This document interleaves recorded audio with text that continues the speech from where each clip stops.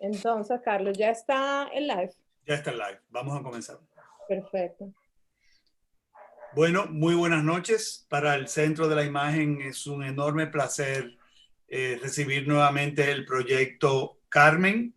En esta noche tenemos Estética Carmen Estética, donde tenemos como invitadas a Jennifer Báez y a Sharina Mayo Pozo, quienes van a dialogarnos sobre estética, y Esther Hernández Medina va a ser la moderadora, y Carmen Inés Bencosme, que como parte integrante fundamental de este proyecto, nos va a dar unas palabritas de bienvenida.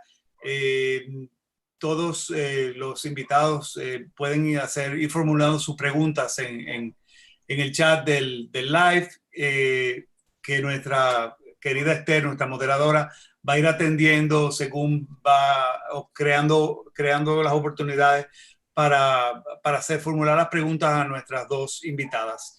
Muy buenas noches y bienvenidos al canal de YouTube del Centro de la Imagen. Adelante, Carmen. Muchas gracias, Carlos. Buenas noches a todos. Ya este canal de YouTube del Centro de la Imagen es la casa de Carmen. Como ya todos saben, Carmen es una fotonovela gráfica contemporánea, coproducida por el colectivo Levante Visual, por los artistas Cutis Reyes, Josefina Báez, Pilar Espinal, la académica Esther Medina, quien escribió el epílogo, y esta servidora. La fotonovelarte Carmen cuenta una vez más la historia de la heroína de la novela del escritor francés Prosper Mérimée y su compatriota, el compositor Georges Bizet, en el contexto del Santo Domingo actual. La misma dialoga con el texto de la novela de la escritora Josefina Báez, Le Venteno, Yola York, Dominican York. Hoy, nuestras invitadas nos hablarán sobre la estética de nuestra Carmen fotonovelarte, Sharina Mayo Pozo y Jennifer Báez. Bienvenidas. Muchísimas gracias, Carmen, por introducir el proyecto. Es importante que ustedes sepan, las personas que están conectadas y que han sido parte de estas series o que se están integrando hoy a estas conversaciones que hemos estado teniendo sobre la fotonovela Carmen, que de hecho la fotonovela está disponible en varios lugares. No sé si Carmen quiere, la tocaya de Carmen, Carmen Inés, mencionar un poquito algunos de los sitios y algunas de las cosas que se están planificando también, antes de pasar a presentar a las panelistas de hoy. Claro que sí. Pensaba que íbamos a hablar de esto al final, pero no hay ningún problema. Ahora mismo paso los datos. La fotonovela está a la venta en el Centro de la Imagen, en el Centro León de Santiago, en Mamey Librería, en Librería Cuesta, en la Farmacia Dinora, en La Romana, y además las mariquitas de papel, que están a la venta en el Centro de la Imagen y en el Centro León. Más adelante les estaremos informando, si siguen nuestras redes sociales, tanto en Instagram como Facebook, y en nuestro correo, leventevisual@gmail.com, pues les estaremos mostrando una nueva serie de mariquitas con las casas de las mariquitas. Esto lindísimo, porque estas mariquitas van a mostrar parte de nuestro patrimonio, estas casas que muchas de ellas ya se han ido perdiendo, y no solamente vamos a tener un diálogo sobre madres e hijas con este juego de mariquitas, sino también que aquí verán árboles frutales endémicos de aquí y frutas, flores y estas casas de vivos colores típicas dominicanas, bellísimas, nuestro plátano, nuestro guineíto, y va a ser la verdad que un deleite jugar con estas casitas. Se van a volver locos cuando vean todas esas fotografías. Así mismo es. Muchísimas gracias, Carmen Inés. Lo vamos a seguir mencionando más tarde, como tú decías, para las personas que se integran un poquito más tarde. Entonces, bueno, para las personas que ya han estado en la serie, esta es la tercera de las conversaciones que hemos estado teniendo sobre la fotonovela Arte Carmen. Como recordarán, tuvimos una primera conversación que fue sobre Carmen desde la perspectiva de las mujeres, de Carmen como protagonista femenina, como protagonista además como mujer de color.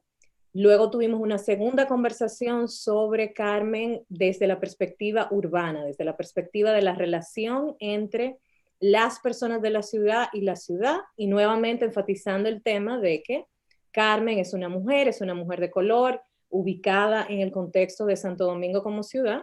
Y ahora en esta tercera entrega, lo que vamos a estar conversando es la dimensión estética de la fotonovela. Entonces tenemos, igual que en las ocasiones anteriores, tenemos panelistas joyitas, como yo les digo, panelistas estrella. Entonces voy a pasar a presentarlas. Perdón. Tenemos a Jennifer Báez y a Sharina Maillo Pozo, que son dos académicas brillantes, las dos que nos acompañan esta noche. Jennifer Báez se especializa en las artes y la cultura visual de los inicios del mundo moderno iberoatlántico y afrocaribeño, de los años 1500 a 1800. Recibió su maestría en Historia del Arte de la Universidad de Arizona en Tucson. Como candidata doctoral en la Universidad Estatal de la Florida, imparte los cursos Arts of Africa, Artes de África, y The Museum Object, el objeto museográfico. Su investigación ha sido financiada por varias subvenciones y becas, incluida una de la Fundación Carl and Marilyn Thoma. Participó en el sexto seminario de la Fundación Mellon y el Centro para el Liderazgo Curatorial, y fue parte de la junta directiva de la Organización de Diversidad e Inclusión en la Investigación y la Enseñanza, también en la Universidad Estatal de la Florida. Sharina Maillo Pozo es profesora de Estudios Latinos, Latinex y Español en la Universidad de Georgia. Es especialista en literatura y cultura latinex y caribeña, con especial atención a la producción cultural de la República Dominicana y su diáspora en la ciudad de Nueva York. Algunos de sus trabajos de investigación han aparecido en diversos volúmenes sobre cultura y literatura caribeña y en las revistas académicas Ciberletras, Centro Journal, Review, Literature and Arts of the Americas, The Black Scholar, Chasqui, Revista de Literatura Latinoamericana, Small Axe, A Caribbean Journal of Criticism, Cuadernos de Literatura, Conjunto, la revista cubana de teatro latinoamericano. En la actualidad está completando 2 proyectos de libros. El primero examina el rol de lo que ella denomina como textos sónicos, que le pueden preguntar más tarde qué Sharina quiere decir con ese concepto, en nuevas aproximaciones a la dominicanidad, y el segundo sitúa la obra de Camila Enríquez Ureña dentro del feminismo caribeño y latinex. Su investigación ha sido auspiciada por el Instituto de Estudios Dominicanos en CUNY, en Nueva York, el Centro Wilson para las Humanidades y las Artes en la Universidad de Georgia, y por el Instituto de Estudios Latinoamericanos de la Universidad de Georgia también. En el periodo del 2018 al 2020 se desempeñó como secretaria tesorera de la sección de estudios latinos de la Asociación de Estudios Latinoamericanos, de LASA. Entonces, como ya ustedes pueden ver, tenemos 2 estrellas de panelistas y vamos a continuar con ellas esta reflexión. Entonces, le voy a pasar la palabra a Jennifer Báez para empezar con ella. A medida que los panelistas vayan hablando, ustedes pueden ir, las preguntas que se les vayan ocurriendo, los comentarios que vayan teniendo, irlos poniendo en el canal de YouTube. Así que muchísimas gracias por venir y bienvenidos y bienvenidas. Jennifer, cuando usted quiera. Pues muchísimas gracias por esa presentación. Es un honor estar aquí. Muchísimas gracias por la invitación. Así que nada, procedemos entonces al asunto. Yo voy a compartir mi pantalla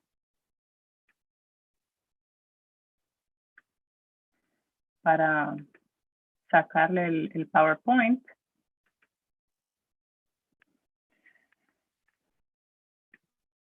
Y bueno, ahí ¿se puede ver el PowerPoint? Sí, se ve perfecto. Bien, pues entonces este es lo que les quiero presentar hoy, que el título de mi charla se llama Encuentros y Desencuentros, la imagen de la mulata en Carmen Fotonovela. Y en esta intervención yo lo que quiero abordar es, como dice el título, la imagen de la mulata, específicamente cómo Carmen Fotonovela rompe con esquemas típicos en la representación de la imagen de la mulata que se gestó en tiempos coloniales y también a lo largo del siglo XIX en el imaginario popular americano.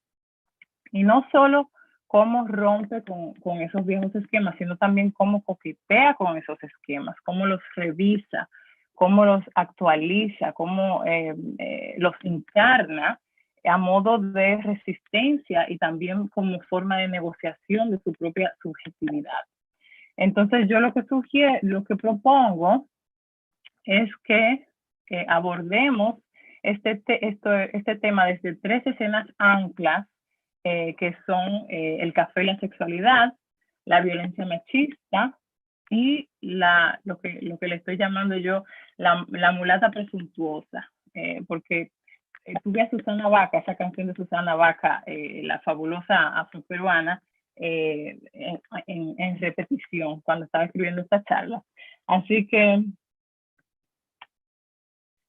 antes de abordar las imágenes que hay dentro del libro, hay que abordar, me parece, el paquete exterior y la materialidad de este objeto, que es el libro impreso bajo este género de la fotonovela y que va a dictar el enfoque de nuestro análisis. Es una fotonovela con fotografía, como bien han dicho ya hace ratito mi compañera, fotografías de Carmen Inés Bencosme, dibujos de Curtis Reyes, el epílogo es de Hernández Medina y la actuación es de Pilar Espinal. El género de la fotonovela, que es primo hermano del paquito y del cómic, invita a que hagamos una reflexión de orden transnacional y de por sí feminista, porque la fotonovela se crea como género para captar a un público que se codifica femenino. Es un género que primero es importado en nuestro país y aquí les pongo algunos ejemplares de tanto paquitos como fotonovelas que circularon por ahí por los 90, los 80.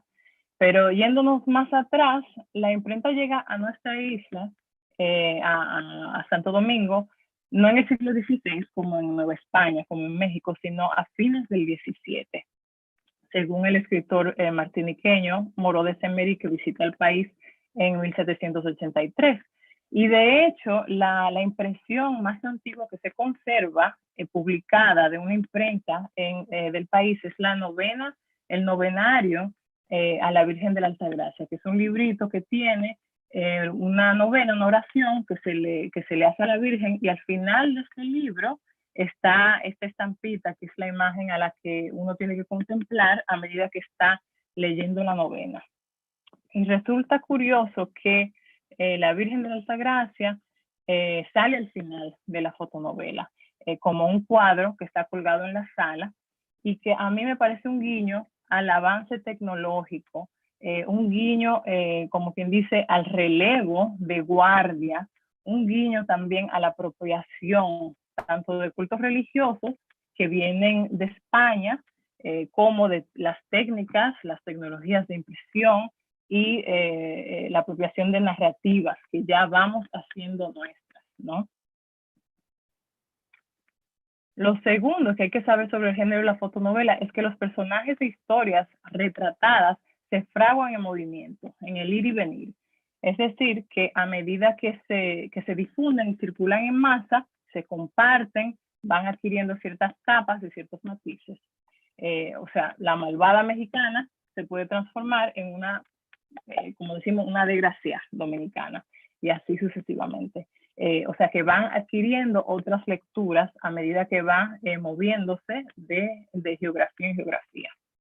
Y nosotros nos vamos a apoyar en esta característica del género, del cómic, del paquito, de la fotonovela, que es su transversalidad, o sea, su capacidad de atravesar fronteras tanto temporales como geográficas para abordar esta producción del personaje de Carmen, que es para mí un collage, una amalgama de muchas otras representaciones que se van encontrando y superponiendo una encima de la otra. La propuesta del género de la fotonovela, además también de invitar a esta reflexión transversal, es significativa con Carmen en otro aspecto. Y es que no es solo la representación visual, como hemos dicho, dentro de sus páginas, lo que es importante, sino también que la práctica a la que invita está ligada al ocio, ¿no? Y esto invita a una toma de conciencia al público captivo femenino. El cómic invita a sentarse a leer algo que no es, por así decirlo, intelectualmente edificante. Y cuando es la mujer que se sienta horas muertas leyendo un cómic, un paquito, una fotonovela, inspira reproches, inspira irritación o irritabilidad en el patriarcado capitalista, porque son horas que no se le dedica a la tarea doméstica, a las tareas de cuidado. Y en este sentido, me parece que el género de la fotonovela, del paquito, invita al no hacer, a un no hacer proactivo, a un no hacer que libera.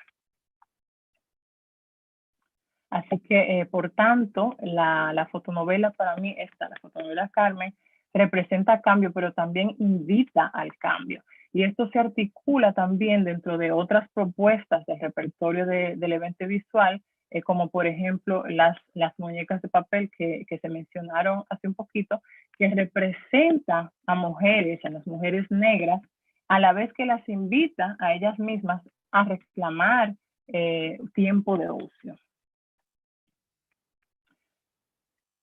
Para perfilar un poco el trasfondo histórico de esta charla, vamos a contextualizar la representación de una diferencia racial, de género y de clase, que son los 3 puntos de identidad interseccional de Carmen.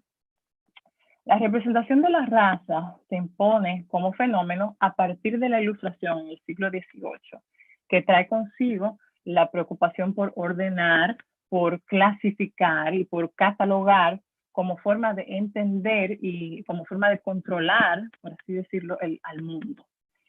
Al mismo tiempo, a medida que la trata transatlántica de esclavos generaba más mezclas raciales, las élites también necesitaban identificar estas distintas mezclas para así poder localizar a cada quien dentro de una jerarquía socioracial.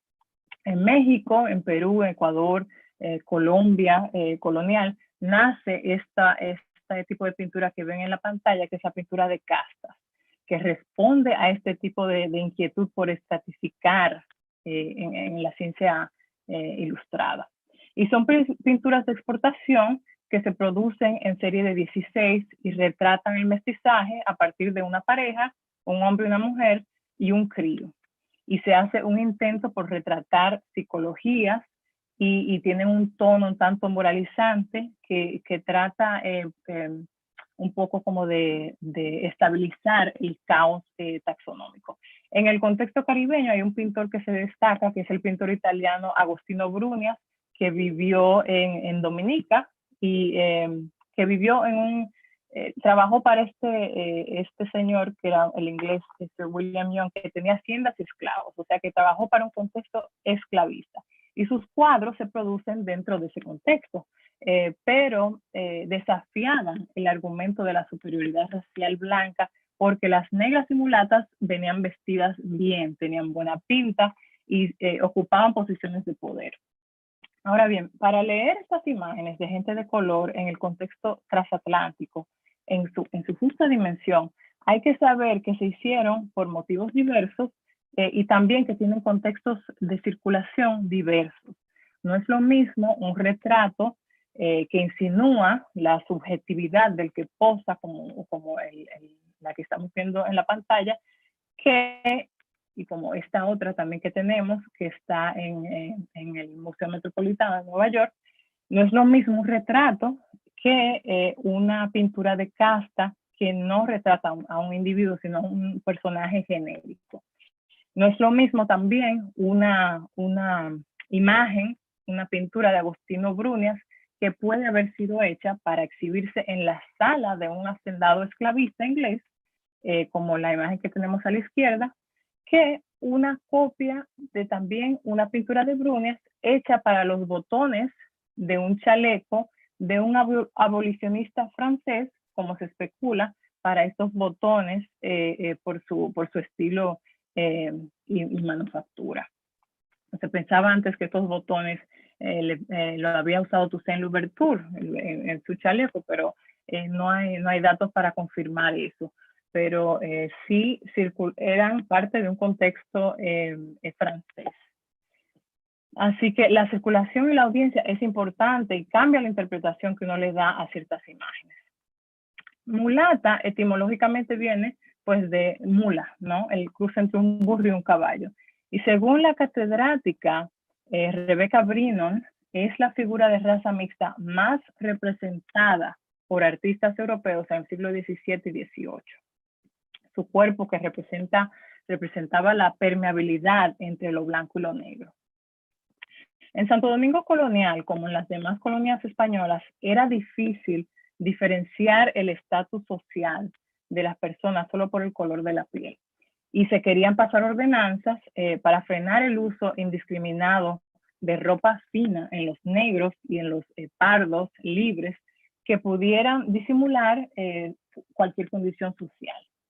Entonces, lo que vemos en pantalla es una cita en 1684, la corona le pregunta al clero dominicano si hay que reformar el uso de ropa de los negros, y una autoridad eclesiástica responde en una carta que sí, porque los blancos estaban forzados a vestirse decentemente para poder diferenciarse de los negros y mulatos. En especial dicen que los que más consumían este tipo de género y de ropa fina eran los mulatos y los grifos. Grifos siendo una mezcla entre negro y mulatos. Entonces, como ven en pantalla, usaban telas en los armadones, camisas de Holanda, medias de seda, tafetán dobles, cosas finísimas. Nuestra querida Carmen se burla de este tipo de prohibiciones de orden colonial que, aunque no tienen peso de ley hoy en un contexto contemporáneo, son parte de un contrato imaginario que se ha legado forzosamente a la diáspora africana.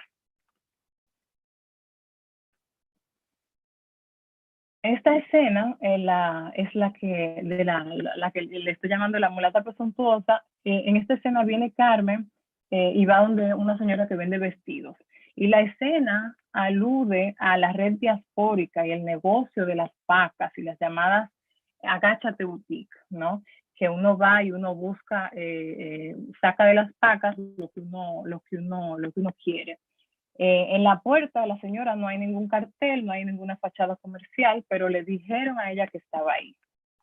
Y la escena evoca esas formas alternativas para abastecerse de bienes, esas redes de intercambio de conocimiento que van de voz en voz, que le permiten acceder quizás a un vestido de marca a un mejor precio del que se pueda conseguir en un mall. Entonces, con eso, Carmen se burla del capitalismo, participa de él, pero en sus propios términos. Y en la siguiente escena vemos a Carmen probándose con mucha ilusión los trajes de noche de telas llamativas de tul, brocado, seda, con brillos, encajes.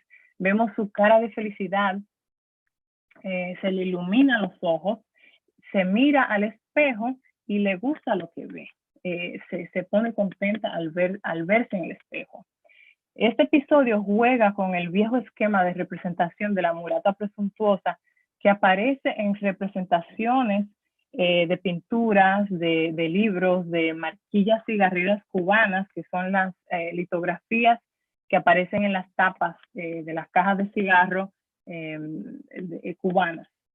Víctor Patricio Landaluce, un pintor costumbrista vasco, muy destacado en Cuba del siglo XIX, y que idealizaba el sistema esclavista, pintó todo ese tipo de costumbres y de personajes genéricos de Cuba. Y un clásico de su repertorio era este que vemos en la pantalla, que se le llamaba Preparándose para salir, donde la mulata que va a cantar, es parte de un dúo, aparece arreglándose con mucho esmero frente al espejo. Y vemos a su acompañante que está saliendo de la puerta, poniéndose los guantes ya sin mucho miramiento, haciendo ver que ella es la que está demorando viéndose en el espejo. Y nótese la escoba que aparece ahí como recordatorio de su realidad doméstica y que expone los aires de grandeza que tiene esta mulata. Este personaje guarda relación con la llamada mulata de rumbo, a la que el andaluz le dedica una reseña en su libro, Tipos y Costumbres de la Isla de Cuba. En esta imagen y en la reseña que la acompaña se esboza un estereotipo de mujer negra que le gusta lo caro, que no tiene oficio, que es una libertina y que es de clase social baja. Esencialmente se describe como una persona vanidosa y buscadora de placer, como si fuera una cosa mala. Estos términos ya se habían usado para describir a otra mulata en el territorio vecino de Surinam, cuya historia e imagen tuvieron amplia circulación. Esta es Johanna la mulata, que fue una esclava y la compañera de John Gabriel Stedman, un soldado holandés que fue a Surinam para cazar cimarrones y escribió un diario sobre su experiencia. Y según Stedman, él le compraba cosas a Johanna y ella le pagaba con sexo y con atención emocional. Le da un hijo, él se va, se casa, pobrecito de él, con una señora rica y se olvida de Johanna. Y esta imagen, que la dibujara el propio Stedman, hace de Johanna un objeto sexual y coqueto a la vez que salvaje, con un seno afuera, que es la forma típica de representar a la mulata en el 16 y en el 17, ya en el 18 y el 19 cambia, pero se la ve con un sombrero y un collar que desentona y que resalta esa condición de miseria de ella. Carmen nos regala a una mulata que rechaza ese esquema, se burla de las prohibiciones, prejuicios de orden colonial que han pasado a ser parte de ese contrato fantasma, y hace alarde de sus redes y de su identidad interseccional, género, raza y clase.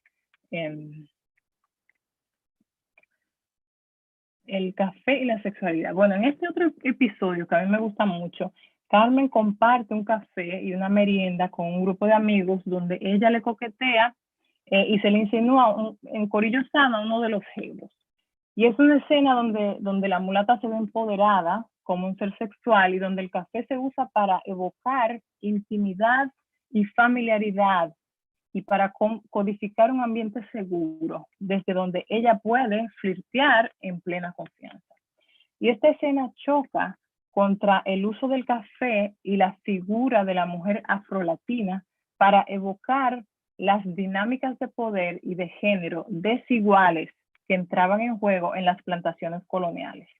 Y como ejemplo de esta articulación entre el café y la sexualidad y la dinámica de poder, están los famosos café con piernas de Chile.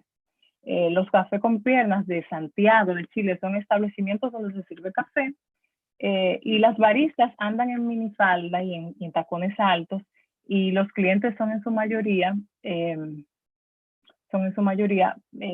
hombres de negocio en su pausa laboral. Uno de los primeros fue el café, se le llamó Café Haití, y el otro Café Caribe, en Paseo Ahumada, que es la calle peatonal en el centro de Santiago. Y hay que decir que hoy en día esos cafés con piernas son, las vendedoras hacen striptease y venden, pueden ofrecer servicios sexuales, pero estos del Paseo Ahumada son más conservadores. La pintura de la negra que aparece con su pañuelo en la cabeza y su escote pronunciado, abrió junto con el local y hace más de 60 años y se reproduce en todos sus productos de marca. Guarda relación con la imagen de la mulata voluptuosa y de mirada esquiva que emerge en la vanguardia latinoamericana, siempre rodeada de frutas y flores, insinuando la fertilidad y la hospitalidad del suelo tropical y de los suelos y de los cuerpos tropicales también. Y ya para cerrar esta intervención, yo propongo ver esta última escena de Carmen como una nueva forma de representar a la mulata dentro de la violencia machista, y es básicamente extrayéndola de allí. Carmen, la fotonovela, ofrece un final diferente al que ofrece la ópera de Georges Bizet y la novela de Prosper Mérimée. Aquí Carmen no muere, no la matan. La representación de esta escena dista también de las representaciones mediáticas de hoy, en donde la violencia machista casi que se enaltece, ¿no? Ya de por sí en las pinturas de castas, como vimos anteriormente, se retrataba a la gente de color, en especial a las mujeres de color, como susceptibles a la violencia. Pero en esta última escena de Carmen se muestra que ella tiene una aliada para enseñar que Carmen no está sola, y a la vez se muestra como elemento importante, me parece, la llave que sostiene esta mujer y que justo va a abrir esa puerta que parece que en la próxima viñeta se va a abrir otra escena, hacia otra alternativa, hacia otra forma de narrar la vida del cuerpo negro, del cuerpo femenino negro. Bueno, muchísimas gracias. Aquí voy a parar la presentación. Excelente, Jennifer, muchísimas gracias. Estamos con la cabeza que se nos está abriendo de todas las maneras, con conexiones que estás haciendo y que no habíamos hecho también sobre la fotonovela. Así que muchísimas gracias. A las personas que están conectadas, ya saben, pueden ir anotando sus preguntas o las pueden ir poniendo directamente en el YouTube Live. Y vamos a pasar de una vez con Sharina Mayo Pozo para su presentación, para entonces después seguir la conversación con el público que nos está siguiendo. Sharina, cuando usted quiera. Bueno, buenas tardes a todos y muchísimas gracias nuevamente por la invitación, de verdad, y por esa presentación que hizo Jennifer. Gracias, de verdad. Ahí estaba yo en labor de estudiante, ¿no? Siempre aprendiendo. Gracias sobremanera al colectivo Levante Visual, de verdad que sí, y al Centro de la Imagen. Entonces, vamos a empezar. Déjenme ver para compartir. Yo todavía, deja ver, a veces me confundo con estas cosas compartiendo, pero vamos a esperar que no me confunda. Un segundito. Ok. Déjenme ver el slideshow. Ahí está. Entonces, mi lectura de Carmen de hoy va un poquito más, va más allá hacia la belleza desde la lectura, ¿no? La belleza de leer Carmen. ¿Qué aprendemos de Carmen? ¿Qué nos dice Carmen? ¿No? Nos dice muchas cosas. Y en honor a esto, pues yo quería comenzar la charla de hoy o nuestro diálogo hoy con con algunos versos de una oración Diné Navajo, que son parte y base del fundamento de la ontología del performance de Josefina Báez. Y en esta oración nos invita siempre, nos recuerda a pensar en la belleza, a caminar en la belleza, a ver nuestra conexión con el amor en todas partes. Incluso nos invita a ver que a medida que caminamos a través de nuestro día a día, de lo cotidiano, ahí hay mucha belleza. Y esa ha sido mi experiencia en la lectura de Carmen. Entonces mi lectura hoy y mi intervención hoy va a ser mucho más hacia una experiencia ya más removida quizás de lo académico y basada en los diálogos que se han tenido ya sobre Carmen y en mi propia perspectiva, ¿no? Como lectora. Aquí yo noté bastantes similitudes entre la oración Acadiné, en la belleza caminaré, con la belleza delante de mí caminaré, con la belleza detrás de mí caminaré, con la belleza por encima de mí caminaré, con la belleza a mi alrededor caminaré. Se ha convertido en belleza otra vez. Y hay una de las escenas en Carmen en que se enfoca todo este acto de camina, camina, caminar, camino, camina, pies dan camino, ¿no? Y aquí también vemos toda esa belleza. Entonces, por eso quería empezar con este camino de belleza que tanto de los fundamentos y la base de Ayombe como de nuestra Carmen querida. En honor a la belleza que ha generado el diálogo de Carmen, creí pertinente invocar algunos momentos claves y reflexiones relacionados a Carmen Fotonovelarte. En varios diálogos que se han llevado a cabo desde junio del presente año, en esto me enfoco más y en especial en la conversación durante la puesta en circulación virtual que tomó lugar el 18 de junio del 2020 a cargo del equipo de Spanglish Voices y una conversación más privada que tuvimos con el colectivo Levante Visual y Spanglish Voices que se llevó a cabo el 9 de julio del 2020. En la serie de diálogos en torno a Carmen Fotonovelarte, yo quedé deslumbrada con la honestidad, la brillantez, el respeto que ha habido en cada diálogo.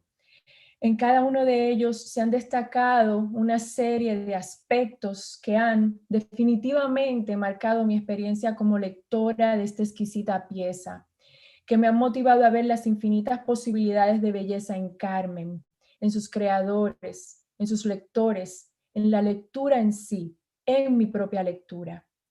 Carmen, a modo de rizoma, se extiende por los 5 sentidos y nos invita a experimentar la lectura desde un concierto, desde una sinfonía musical, en el que el tacto está indefectiblemente unido al olfato.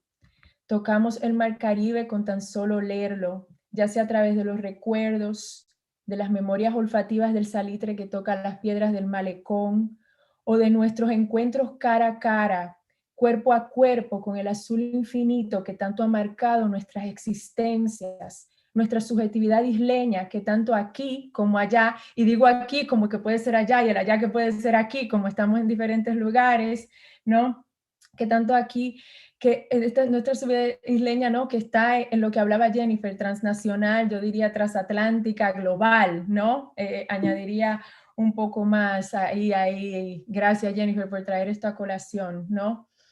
Y ya, porque como yo me voy siempre por la tangente, como diría Josefina Báez, a esta lid me pongo y yo debo confesarles, esto va a ser una historia a veces de confesión aquí, ¿no? Porque debo confesarles que las palabras de Mireya Robles, que está aquí en el centro, el 18 de junio de este año, y su reencuentro con el malecón de sus recuerdos, aquel que le daba libertad, pero que también les recordaba las restricciones económicas, me llevaron a un espacio de armonía que yacen los recuerdos de una pequeña que iba a menudo a comer helado de fresa en Manresa del Malecón, con un vestidito dominguero, y que corría siempre mirando hacia detrás, buscando la aprobación de los mayores que la acompañaban para continuar, para llegar al lugar más cercano al mar y poder verlo, sentirlo, olerlo, escucharlo, tocarlo, mientras saboreaba el helado de fresa de Manresa.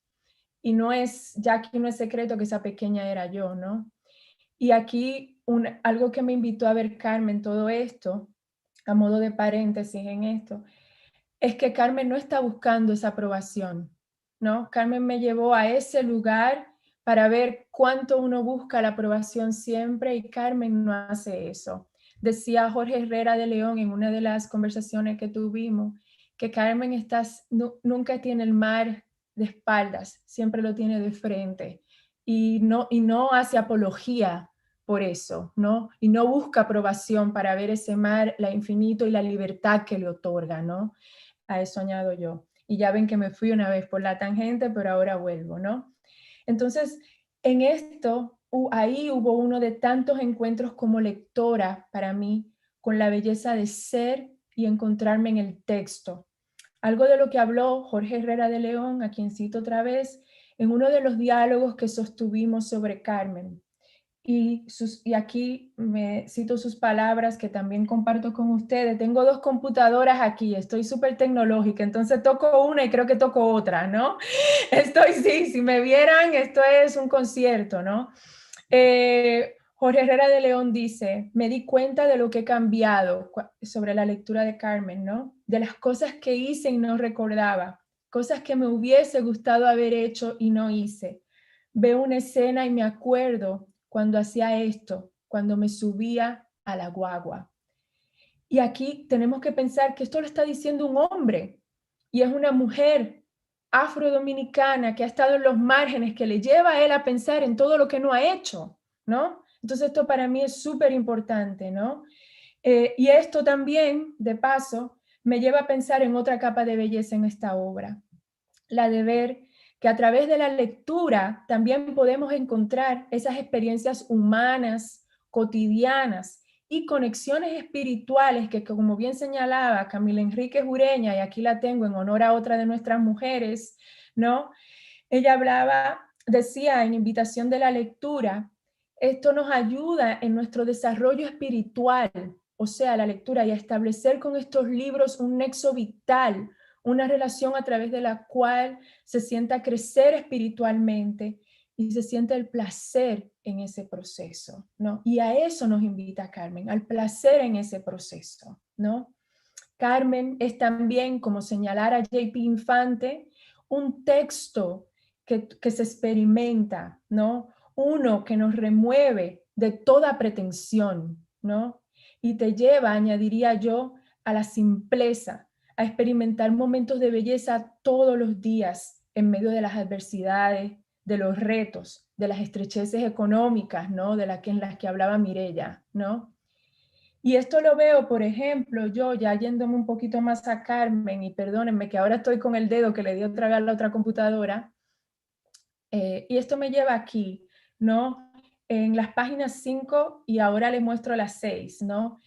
Aquí vemos en esta escena y en las anteriores, cuando comienza Carmen en la página 3, empezamos a ver una Carmen abatida, una Carmen que se enfrenta a un sistema de salud burocratizado, empresarial, para el que la salud no es lo primordial, sino el dinero, porque lo dice en un momento de frustración.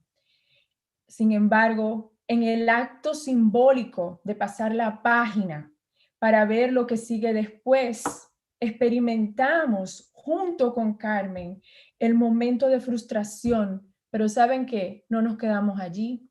¿Por qué? Porque pasamos esta página y junto con ella buscamos maneras de sanar, de encontrar la belleza en lo que sí tenemos, en lo que no nos falta.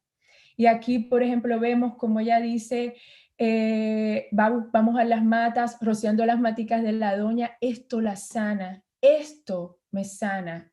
Ve, así es que yo rezo, ¿no?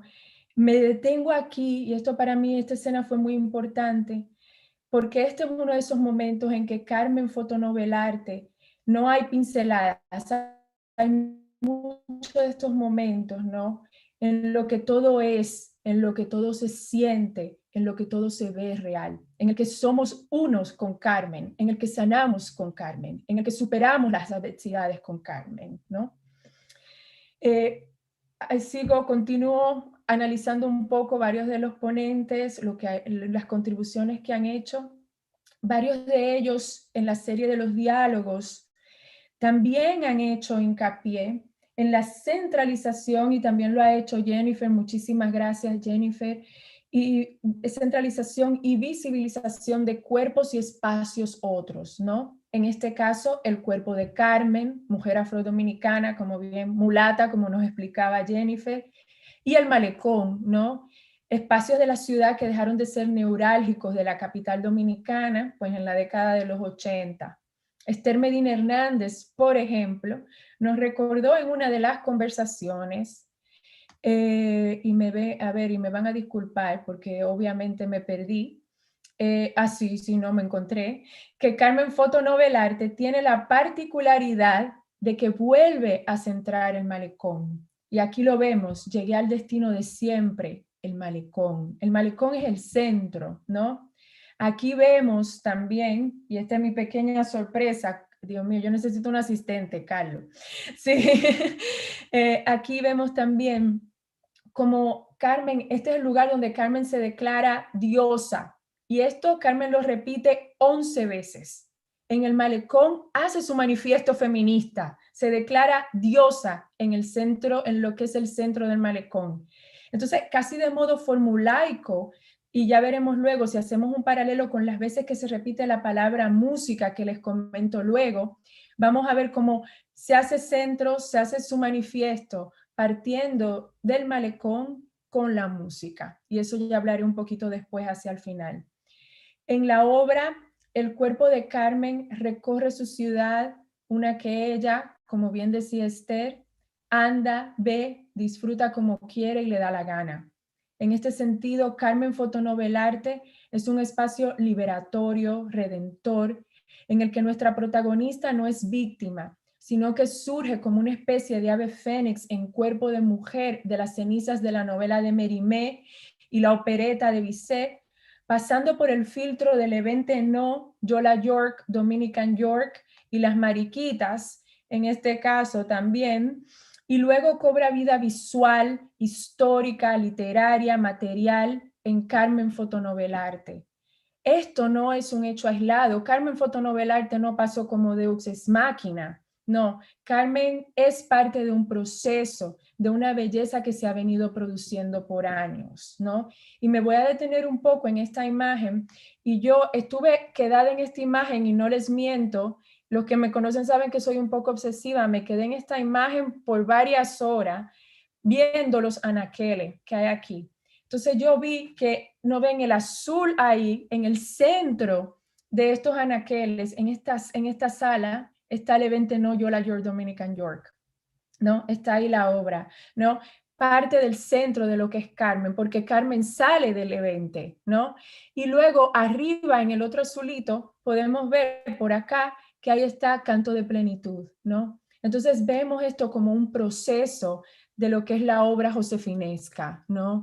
Esta búsqueda siempre, y no diría búsqueda, este vivir en la alegría, ¿no? Esto es de lo que viene hablando Josefina en todo su trabajo y ya quiere esta materialidad otra en Carmen y en todo el proyecto visual.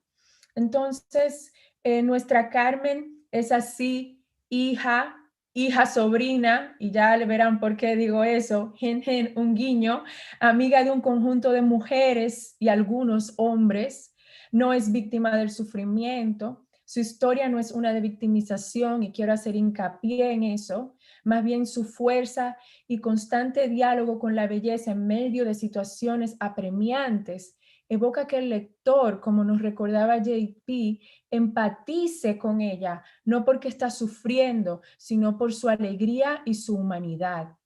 No solo pone los problemas, sino que también plantea, busca, josea, es una joseadora, las soluciones. Carmen se enfrenta a los problemas, se autoagencia y Carmen siempre, siempre resuelve, ¿no? La fotonovela nos presenta así un espacio en que una de las habitantes de la isla de mujeres y continente de mujeres de isla, y esto viene del Levante No, que es el NIE del Levante No, Yola York, Dominican York, otra besito al Levante, reescribe su historia. Es una de las historias, como nos recuerda Josefina en Levante No, Yola York, Dominican York, de los que estamos siempre fuera de la historia. Es un proyecto, como bien apuntaba Herrera de León, decolonial, porque entre otras cosas exalta la belleza que fue y sigue siendo anulada por los sistemas estructurales neocoloniales que aún determinan el derrotero de lo que somos, de cómo nos vemos y cómo concebimos la belleza. Y esto dialoga mucho con lo que hablaba Jennifer antes. Carmen Fotonovelarte es así una historia que exalta la belleza femenina, que no se rinde ante una sociedad que la oprime y la deslegitima continuamente. En el centro del libro, y esto, ojo, pongo atención, estas son las páginas 44 y 45, y contando las páginas, este es el centro del libro, el pleno centro, y aquí pueden ver cómo no les miento, y el colectivo me puede ayudar con eso luego. Yo intenté hacer el PDF y esta fue la parte más difícil de hacer el PDF. ¿Por qué? Porque es el centro. Entonces, también en el mismo acto, la misma materialidad de yo intentar hacer el PDF, la fotocopia en esa parte, la dificultad de enfrentarnos a veces con lo que no hemos sido, con la que no hemos lidiado. También eso es algo que todos los procesos que yo he tenido con Carmen me invita a repensarme y repensarnos, ¿no? Entonces aquí vemos cómo esta mujer, como nos recordaba Gidalina Tatembrache, vibrante, auténtica, llena de amor, es una mujer feliz en este centro con su pajón orgásmico, ¿no? Como decían, estas son palabras de Tatembrache, ¿no? Carmen también moviéndonos un poco, y la negación con la que cuida de su tía, que puede ser su madre, ¿no? Y la alegría contagiosa que transmite a su padrino, el mecánico, que puede ser su padre, eso no lo sabemos todavía, ese caso hay que resolverlo, nos invita a pensar en el poder revolucionario de experimentar la belleza en la simpleza de lo cotidiano, en el camino que recorremos a diario, en las luchas diarias, en lo que nos rodea. Y aquí vemos como Carmen va al taller a llevarle alegría a su tío, a alegrarle la vista, y le dice que para alegrarse la vista, ¿qué tiene que hacer? Pues ir al horizonte del Mar Caribe, ¿no? Allá, que se vaya allá al malecón, ¿no? Eso es lindo y es gratis. Le está recordando al tío la belleza que no está viendo, ¿no? Y esto para mí también es céntrico en Carmen, el constante recordar a los personajes, ¿no? De cómo vivir en alegría, ¿no? También Carmen nos invita a encontrar la armonía en momentos que podemos percibir como trágicos. Nos invita a abrir nuestras manos, tocar y sentir el altar en nuestro cielo, ¿no? Como podemos ver aquí. Nos invita a abrir nuestros brazos al calor, al olor, al roce, al sonido y sabor del mar. Y aquí vuelvo a una de estas imágenes de Carmen y el mar que le mostré en la diapositiva 3, porque aquí vuelve ella en este momento a reencontrarse con toda esa belleza. Nos invita a juntar nuestras manos, a abrir nuestros brazos, juntar nuestras piernas y dejar que nuestro cuerpo germine el carmesí de las cayenas, a reconciliarnos, a identificarnos con el lugar que habitamos desde la belleza que nos ofrece, ¿no? Carmen Fotonovelarte es un espacio en el que la cotidianidad, el grajo diario, los problemas también son belleza, o mejor dicho, se conjugan con la belleza. Un espacio en el que la belleza, el equilibrio, la armonía se complementan con la tragedia diaria de ser una mujer dominicana negra que circula, navega, gestiona una ciudad que ella hace suya a pesar de las pelas que coge en ella. Belleza dentro de la precariedad. A eso nos invita Carmen, a ver la belleza dentro de lo que no tenemos, dentro de lo que creemos que no tenemos, ¿no? La belleza también es aquí la eliminación simbólica de la que hablaba Jennifer antes, de la violencia de género en la reescritura, y aquí vuelvo a temblar, aquí un momento, perdón, en la reescritura de la reescritura de la historia de las mujeres. Y Jennifer hablaba de la llave y yo tenía aquí en la apertura a otras narrativas, ¿no? Great minds think alike, Jennifer. Entonces, aquí vemos como esto no es una Carmen trágica, el verismo aquel, sigue parte del verismo italiano con el tema de mantener la realidad, las situaciones son reales y demás, pero no hay sordidez, no hay historias de muerte. Esa tragedia no la sentimos, ¿no? Carmen no nos permite ver esa tragedia, nos ayuda a no verla, ¿no? Y luego ya para, me quedan unos minutitos para concluir, pero quería hacer una transición pequeña de todo este diálogo, porque cuando armaba el rompecabezas de hoy, pensaba sobre las bases, ¿no? Decía cuáles son las bases, también cómo se está diseminando la belleza de Carmen en el proceso de creación, en las comunidades y demás. Entonces, obviamente, por razones aquí, yo iba a los fundamentos de la belleza de Ion-B Theater, autología del performance. Carmen está aquí haciendo lo que Josefina Báez nos invita a hacer siempre, un tochka, ¿no? Aquí podemos ver las manos. Aquí están los encajes también de los que hablaba Jennifer, que hablaba de encajes y tal. encajes subvertidos, ¿no? Creo yo en este caso, ¿no? Entonces, primero vemos autología del performance, ¿no? La integración del yo dentro de una colectividad en la que el trabajo, que a primera vista parece ser como una especie de proceso individual, es el resultado de la integración de varios proyectos y disciplinas individuales que convergen en el colectivo Levante Visual. Entonces, a nivel de producción, Carmen es muchas historias individuales, disciplinas individuales que convergen, que crean un colectivo. Son memorias individuales y colectivas, historias individuales en las que luego nos vemos reflejados con otros y se crea un proyecto colectivo. Y esto era de lo que le hablaba antes Mireya, la lectura de Jorge, la lectura de cada uno, cómo cada una de esas lecturas crean este ánimo de reflejarnos en los demás. También son la filosofía del Hotso, de los Diné Navajos, que nos invitan siempre a caminar en la belleza. Y estos son los denominados Joy Walks de Ion B. Theater, ¿no? Dimensiones universales de la belleza, la energía, el ritmo, el bienestar, la armonía. Carmen es vivir en Hotso. Carmen es el equilibrio con los demás y con el mundo que nos rodea. En cuanto al proceso de creación, Carmen Inés nos recordaba en una de las charlas, en una de las conversaciones, que Carmen proviene del respeto, del amor, de la seriedad. Es una creación consciente. Está alejada de toda pretensión. Aquí cada miembro del colectivo ofrece una perspectiva e juntos invitan al lector a experimentar todas estas perspectivas juntos, ¿no? Yo veo un proyecto que no conoce de fronteras ni límites, que nace, crece y se reproduce en el NIE. La práctica de trabajar en y desde lo imposible, ¿no? Veo también este proceso de autología, otra vez, el trabajo individual para crear, generar trabajo colectivo. Carmen es un trabajo de comunidad. Encuentro de múltiples conciencias que culminen un proyecto que ofrece múltiples recorridos, voces, experiencias que convergen en un cuerpo, en el cuerpo de Carmen. Veo, como ya les dije antes, conexiones con la Levante No, y esto no es cosa de hoy, es parte de un proceso, de una trayectoria, es parte de un sueño de hacer una fotonovela que subvirtiera la realidad de este personaje que desde el siglo XIX ha venido marcado por la tragedia.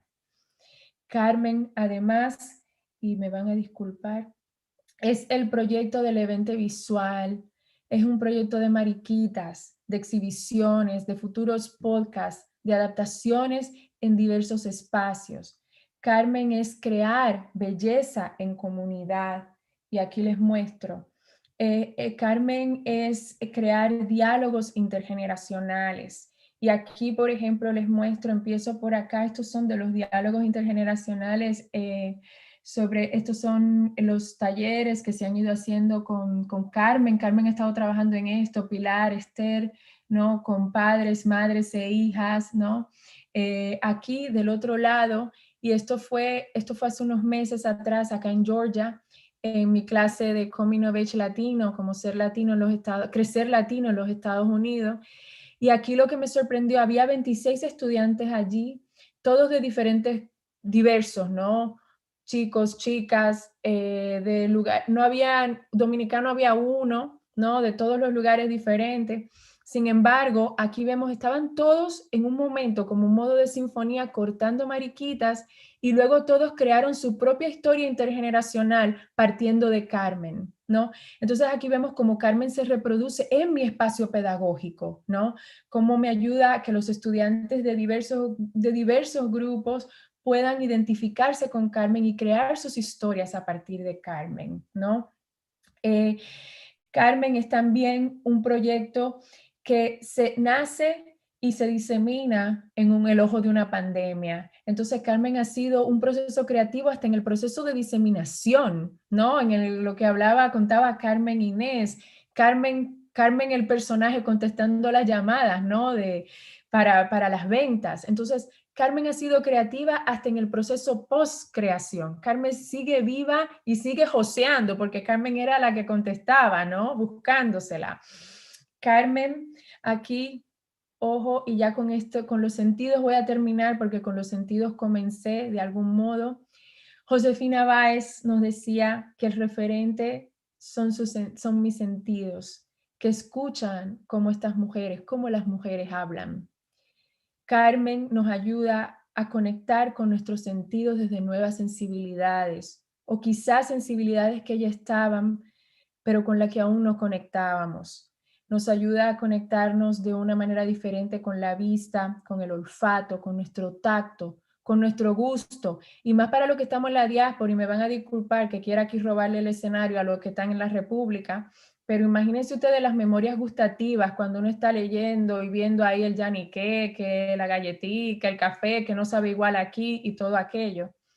Y con esto del gusto a mí me pareció importante, porque yo pensaba en los funerales. Usted sabe que en los funerales siempre hay galletita y café, ¿no? Sin embargo, en Carmen, la galletita y el café no es una vez más para la tragedia, aquí es para la celebración. Entonces aquí vemos otra subversión. Entonces ya yo nunca voy a querer ir a un funeral a comer café y galletita porque voy a querer celebrar, ¿no? Entonces ya vemos como ahí también una subversión. Entonces, en el oído, me enfoco en el oído porque mi trabajo va más sobre ver cómo estos textos sónicos de lo que hablaba Esther, de cómo la música entra en los textos literarios y qué hace allí. El sonido o el silencio, ¿no? Entonces, la calle está muy presente, los sonidos de la ciudad, como vemos en la página 23, una ciudad que habla, una ciudad con la que Carmen está en constante diálogo, una ciudad que también calla, que deja que el mar sea quien llene los espacios de silencio. Y en cuanto a la música, en nuestras manos tenemos una Carmen tropical que habla el lenguaje musical de nuestro Caribe, una diosa, como ella nos repite 11 veces, que le dije antes, cuya historia está entrelazada y vinculada al ritmo de la vida cotidiana, el amolador, el marchante, el merengue, la salsa, la bachata, el reggaetón, el dembow. La experiencia de nuestra Carmen se enmarca en el soneo y fraseo caribeño, como vemos en la página 31, en la que la música se repite 11 veces también. Vemos a Wilfrido Vargas y sus beduinos, Félix del Rosario y sus magos del ritmo, con Carmen, Carmen, ¿qué sabor tú tienes, Carmen?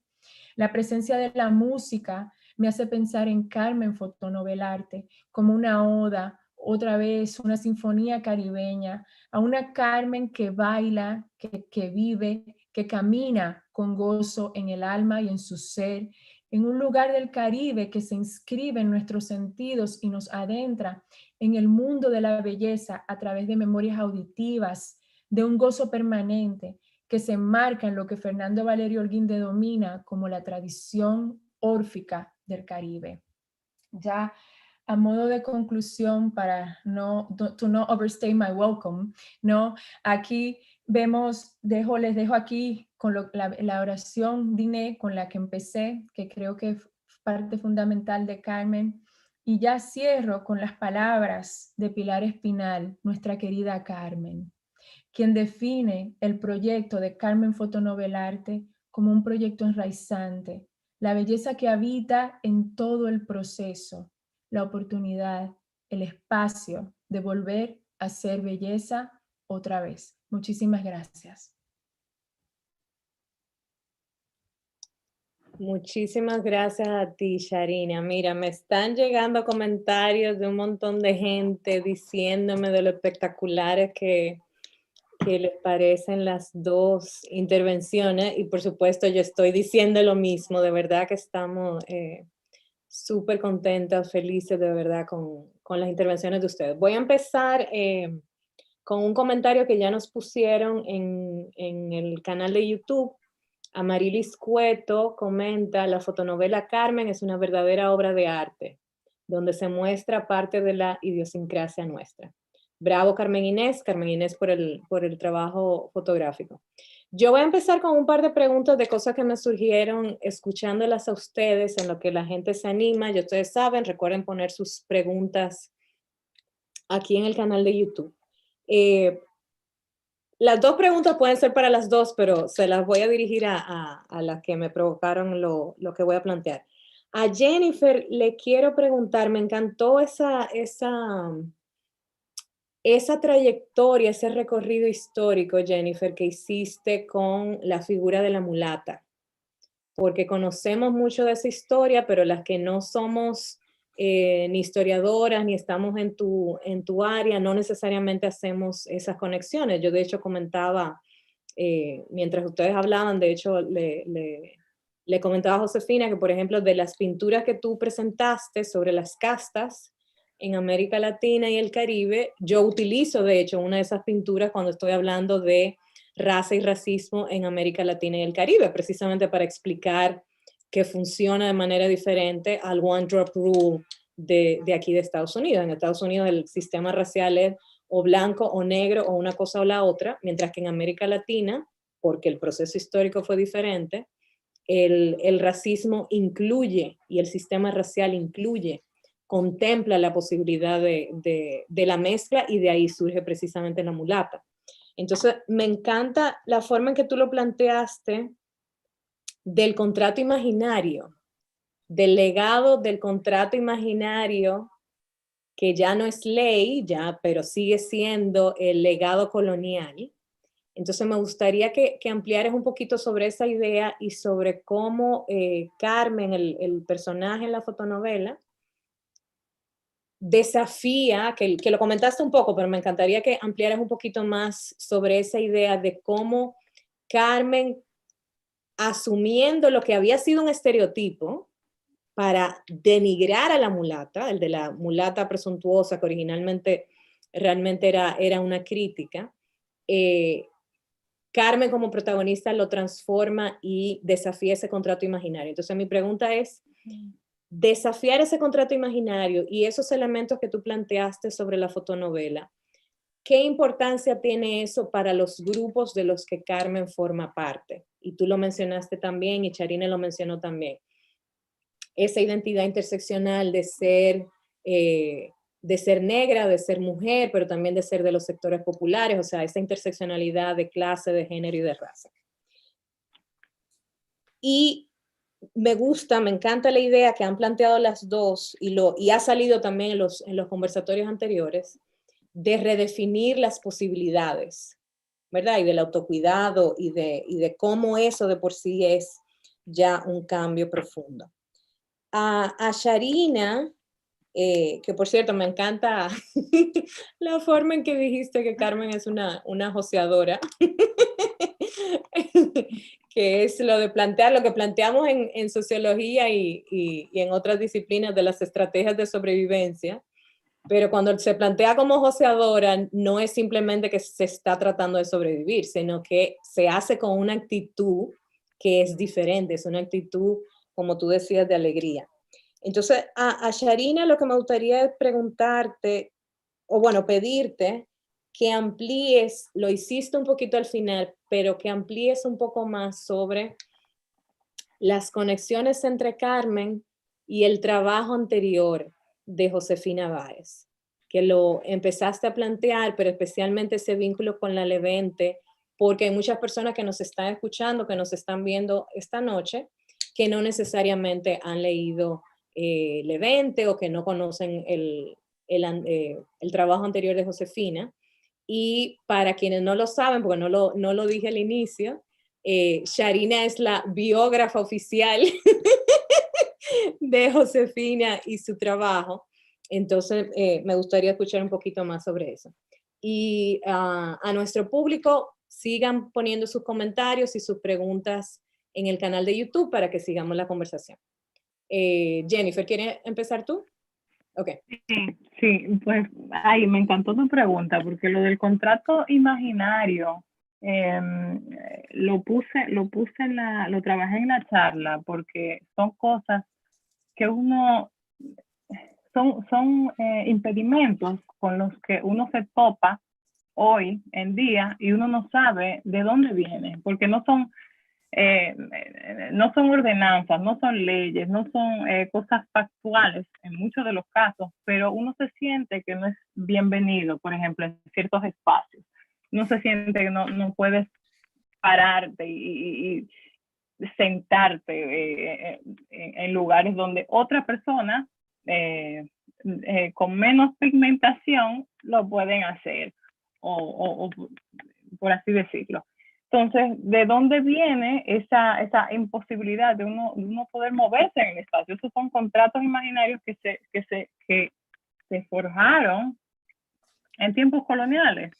Entonces, como leyendo a Carmen, me di cuenta que podía, yo vengo pues de esta tradición, me enfoco en el siglo XVIII, antes no, de todo lo nacional, pero me di cuenta que esa es una forma en la que yo podía trabajar mi presentación, que es en el aspecto decolonial, que esto es lo que hace Carmen. Ella trabaja, es una activista decolonial, porque ella va viendo todas estas imposibilidades que existen, que se le han formado sin ella haber dicho que sí, este contrato, y las va rompiendo de forma consciente y tajante.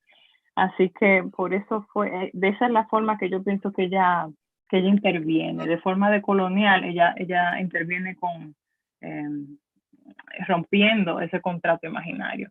Y hay muchísimas áreas, muchísimas escenas de Carmen donde ella, yo escogí 3, pero en toda la fotonovela se desengrana ese tirar para atrás, es decir, espérate, yo no fui que firmé ese contrato, a mí sáquenme de ahí, yo sí puedo vocear, yo sí puedo cantar, yo sí puedo hacer esto,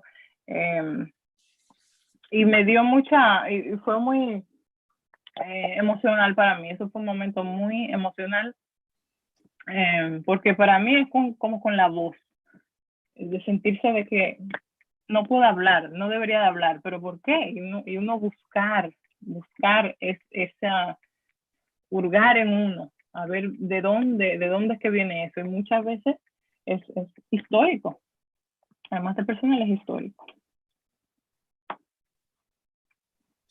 Absolutamente. Gracias, Jennifer. De verdad que esto da como para 5 conversaciones más. Sí, y estamos sí, recién empezando. Sharina, ¿qué tú piensas? Yo iba a contestar tu pregunta, ¿no? Me preguntaba sobre... Sí. Empieza con la pregunta, pero también pueden reaccionar las dos a lo que plantea cada uno. No, de eso de que es histórico, totalmente de acuerdo con Jennifer, ¿no? Que a veces pensamos que estas cosas, pues, estamos entrenados a pensar que estas cosas son emocionales y son personales y tal, sí. Pero en realidad vienen de unas estructuras, ¿no?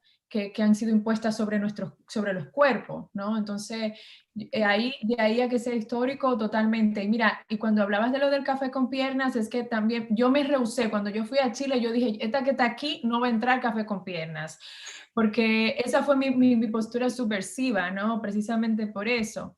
Y pasé y dije, no voy a entrar con todos los señores ensacados porque no me da la gana. Entonces, yo ahí entonces veo como ahora leyéndolo, tú me hiciste leer Carmen de otra manera.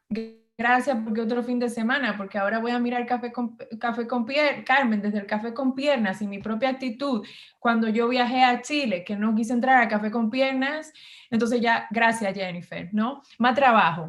Entonces, así es la vida, dándole trabajo a uno. Me preguntabas sobre de dónde sale este personaje. El personaje sale del evento No Yola York Dominican York. Lamentablemente al público no le puedo dar una página porque gracias Josefina es un texto que no tiene paginación. No obstante, en mi afán subversivo, yo le he puesto número de página, yo mimita, porque por mi trabajo académico, donde tengo las cosas, y serían lo que yo numeré como la página 28. Perdón, Josefina Báez. Entonces, aquí está Carmencita, la del 6E. Carmen es un personaje que vive en el 6E. Y el personaje de Carmen está directamente relacionado a la música. Como introducen a Carmen en esa página, la del 6C, música, música, música, música, ¿no? Entonces, Carmen también, pues aquí es una mujer que tiene una relación con el mar y todo eso. Por eso yo les hablaba de que el personaje surge y brota de la página del NIE, de aquí, de la Levante Noyola York Dominican York, de este edificio, de esta isla de mujeres, de este continente de mujeres de isla. Ella sale de acá y ya se convierte en el personaje central y principal de Carmen Fotonovel Arte. Entonces, por eso yo les decía que esto es algo que se ha venido gestando, ¿no? Que se ha venido, ya es un personaje que existía, que cobra otra vida, ya, una vida ya quizás, digamos, diría yo, una vida quizá, pues, más detallada, ¿no? Porque la vida ya estaba aquí, lo que nos ofrecen es más detalles de la vida de Carmen en Carmen Fotonovel Arte, ¿no? También les decía y le ponía la foto de Conrad Bliss in Plain, que es Canto de Plenitud. Este es el otro libro que aparece también en uno de los anaqueles, y este yo le llamo el gran manifiesto de la felicidad de Josefina Báez, ¿no? En este caso, donde nos invita a vivir en bliss, ¿no? A vivir en la plenitud. Entonces, yo creo que si hablamos de los fundamentos, pues más, si queremos hablar ya desde lo filosófico, desde los fundamentos más místicos, espirituales, como le queramos llamar, yo encuentro que Conrad Bliss in Plain está allí. No solo está en el anaquel, sino que está en la vida integral de Carmen. En su filosofía de vida está Conrad Bliss in Plain. Luego, en la manera en que ella se enfrenta a la vida, está el joseo del Levante Noyola York Dominican York y todas estas mujeres. Carmen se entrena en el feminismo en el NIE, porque está rodeada. Yo tengo una enumeración de todas las mujeres que están allí. Está la que busca, la que hace comida para vender, la que cuida niños, la que habla de toda la intimidad de mujeres, las mujeres que no aguantan la violencia. Aquí es donde Carmen se entrena y luego sale y escribe su propia historia, ¿no? Espero haber contestado tu pregunta. Magistralmente, Sharina, como siempre. De verdad que sí. Estoy encantada con las dos. Carlos nos pidió un turno que tiene unas preguntas también para las dos, entonces le voy a pasar la palabra. Carlos. Muchísimas gracias, Esther. ¿Me escuchan? Sí, sí. Perfecto. Primero, me siento feliz con la participación de estas dos académicas que nos han permitido disfrutar desde perspectivas completamente distintas en torno a Carmen Fotonovel Arte. Felicitar sinceramente a Jennifer Báez y a Sharina Mayo Pozo por ambas exposiciones. Y tengo dos preguntas puntuales con ciertos comentarios para cada una, y prefiero comenzar con Jennifer, quien fue la que primero introdujo su ponencia. Jennifer, las fotonovelas, Paquitos, nos llegan a nosotros en los años 60, a República Dominicana, fundamentalmente de Editorial Novaro en México, que fue el que tuvo mayor presencia en la República Dominicana, hasta que los Paquitos, como nosotros los conocemos y en Europa se llaman tebeos, perdieron cierta vigencia y ahora se venden en libros de cómics.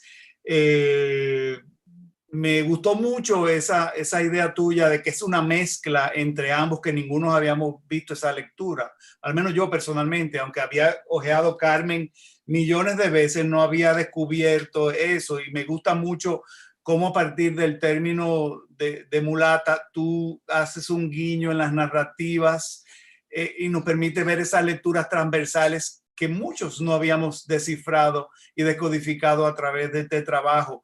Me gustó muchísimo y disfruté como crítico de arte ver cómo trabajaste el tema de las castas, que aquí funcionaron también en nuestra época colonial. Yo sería un criollo en el escalafón de castas porque soy el primero de padres españoles que nace en América. O sea, yo estaría en el segundo lugar de las castas. Y es un tema que estoy trabajando a nivel fotográfico desde hace un par de años, vinculado a los temas de esclavitud y a la negreta que hubo en nuestro país a través de la colonización.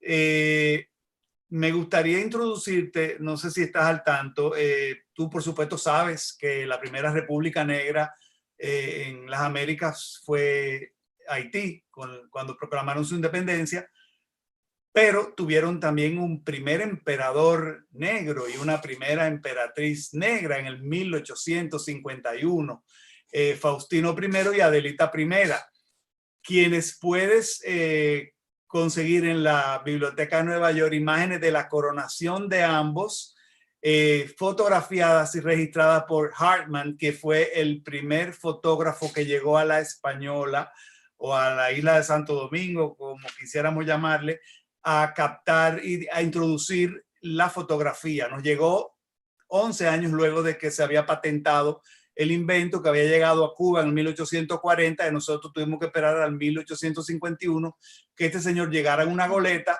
fuera contratado para hacer el registro fotográfico con toda la pompa y el boato que se puede apreciar en las imágenes que se guardan en la Biblioteca de Nueva York de esta coronación. De verdad que disfruté muchísimo esas capas y esas lecturas que fuiste hilvanando en torno a Carmen. O sea que me gustaría ahora ver qué piensas de lo que te he comentado.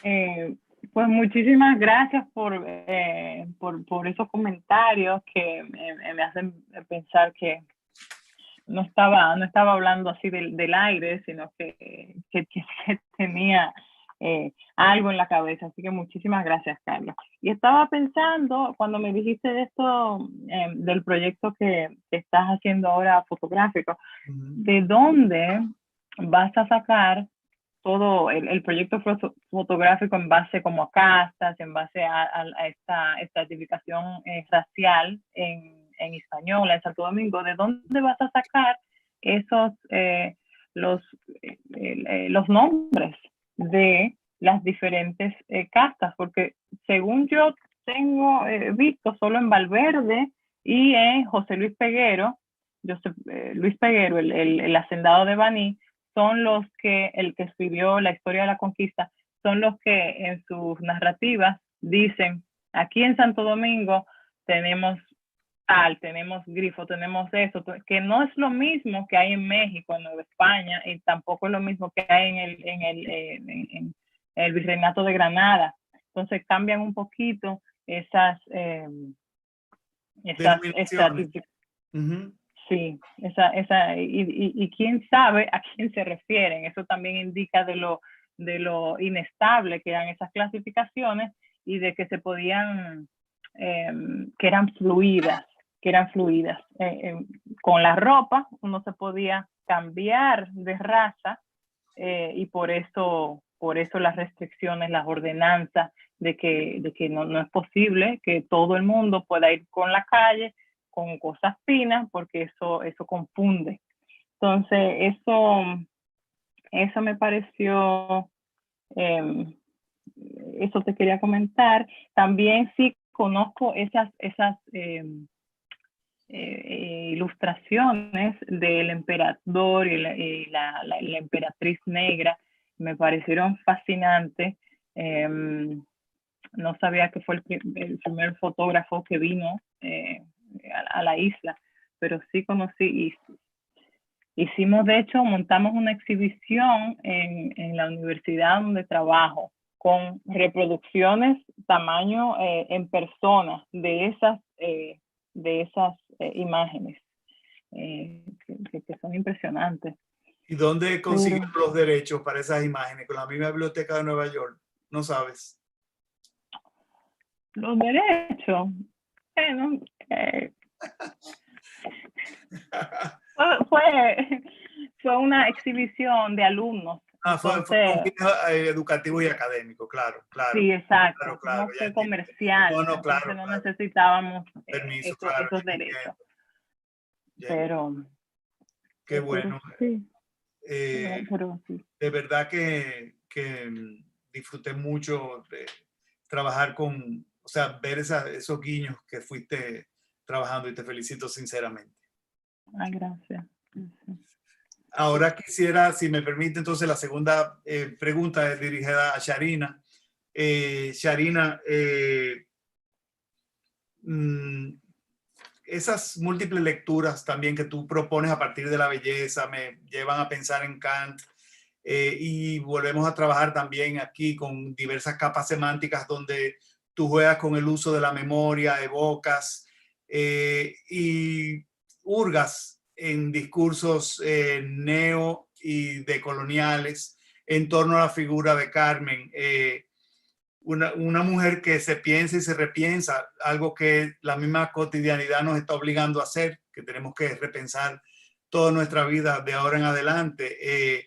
Esa Carmen subversiva, esa Carmen que rompe moldes y que, a diferencia de la fotonovela mexicana que acaban en tragedia prácticamente todas, esta no lo hace. Y lo importante de tu participación es que cuando nosotros nos sentamos a dialogar con Carmen y con Josefina, tú lo esbozaste de una manera magistral, donde habla de que Carmen es un evento pluri e interdisciplinario. O sea, eso fue lo que vimos al inicio de esto, en que era un proyecto que podía hacer un broadcast, que daba para hacer una exposición, arte en proceso, fotografía, poesía, performance, y creo que ni que hubieras estado presente hubieras interpretado la palabra de los tres en el momento que estábamos armando el proyecto. Mejor estaba presente.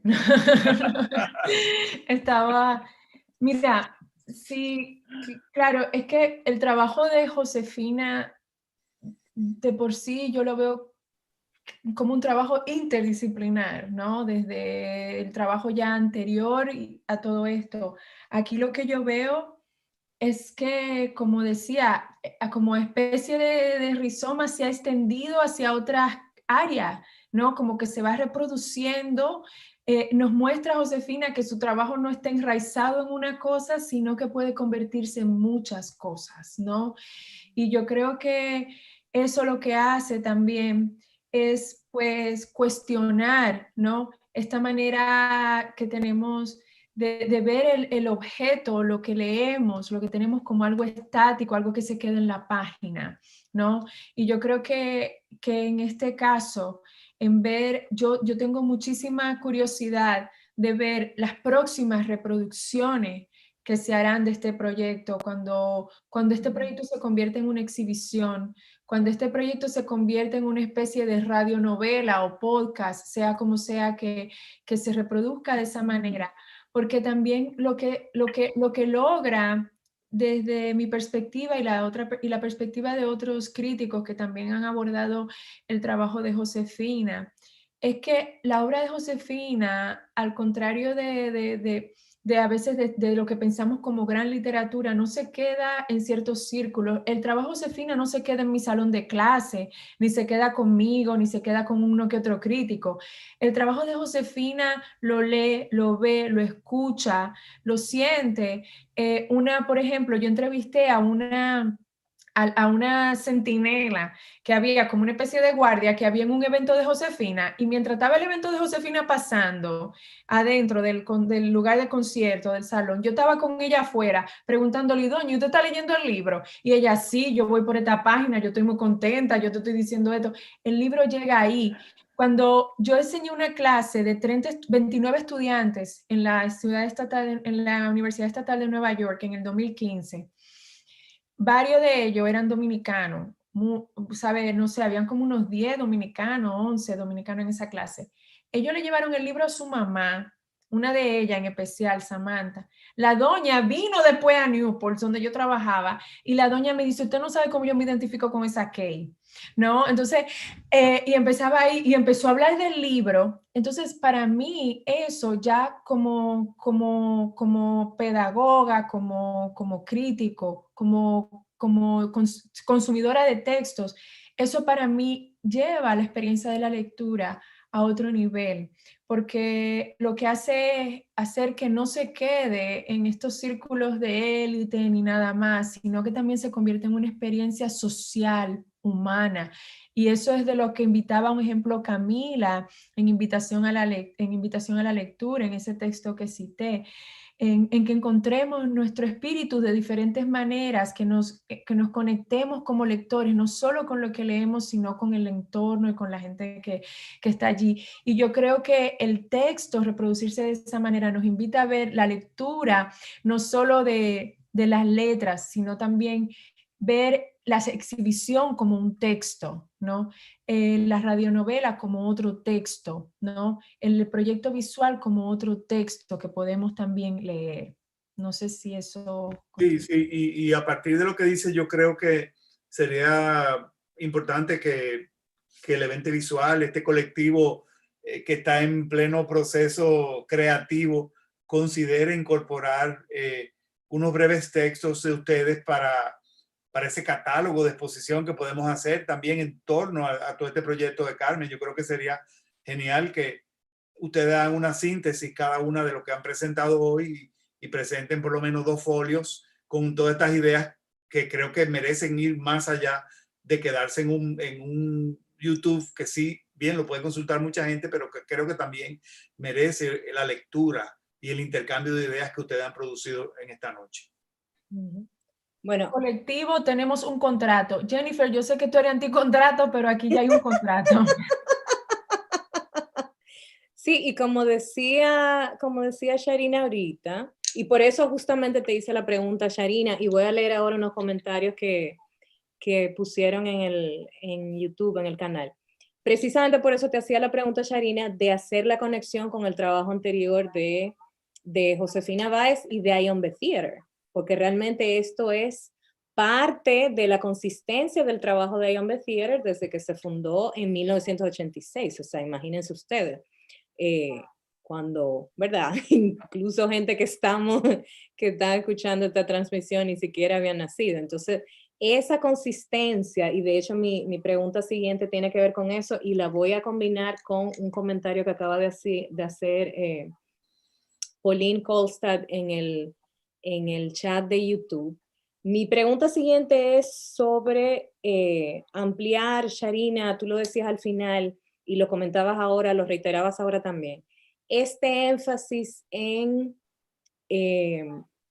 la alegría como, y eso lo estoy poniendo yo como mecanismo de defensa, pero como mecanismo de defensa todavía suena reacción, y realmente no es reacción, va mucho más allá. Y en una de las primeras conversas que tuvimos, yo mencionaba la conexión con Audre Lorde, o sea, cuando Audre Lorde plantea el yo cuidarme no es un acto de egoísmo, es un acto de guerra política.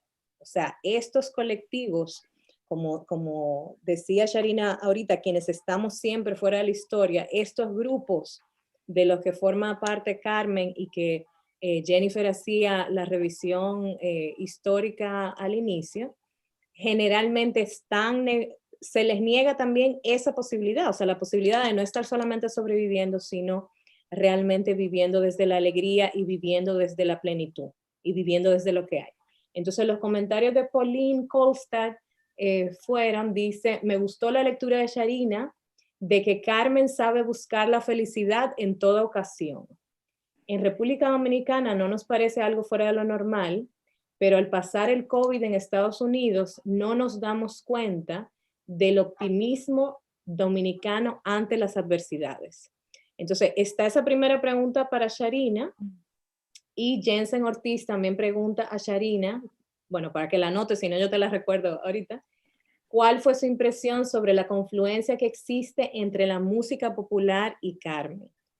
Entonces, les voy a dejar esas 2 preguntas. Yo tengo otra pregunta para Jennifer ahorita, pero te voy a dejar que conteste, Sharina, estas 2 preguntas y comentarios.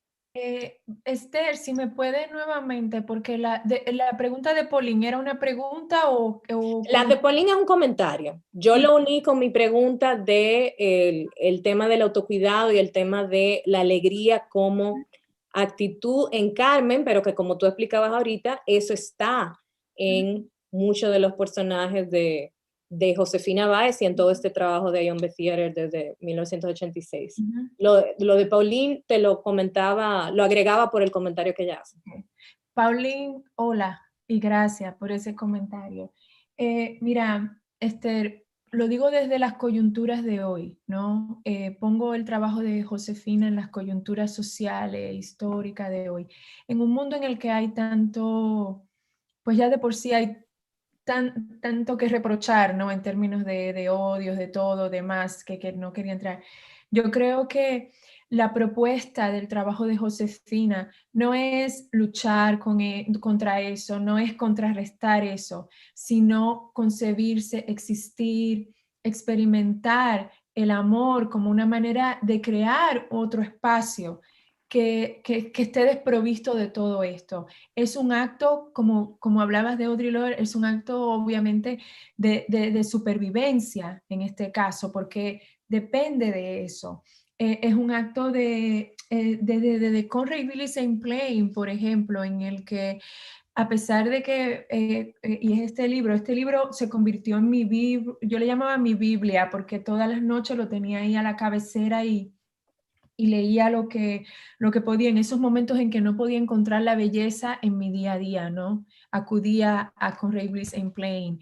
Entonces, yo creo que a mí el trabajo de Josefina, yo obviamente lo aproximo, lo abordo desde una perspectiva académica en muchos espacios de mi vida, ¿no?